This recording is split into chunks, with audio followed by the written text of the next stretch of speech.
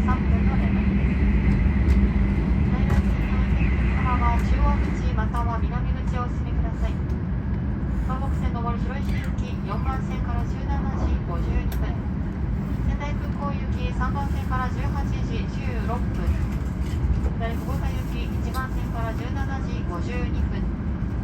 岐阜行き1番線から18時7分、仙石東北ライン快速石巻行き2番線から18時22分、4番線特急日立30号品川行き6番線から18時2分、原田町行き6番線から18時11分、仙山線綾市行き8番線から17時54分、山形行き7番線から18時24分、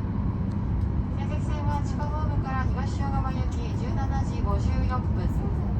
石巻行き18時21分の連絡です。もしものお忘れ物ございませんようお気をつけください。まもなく仙台に到着です。お出口は右側です。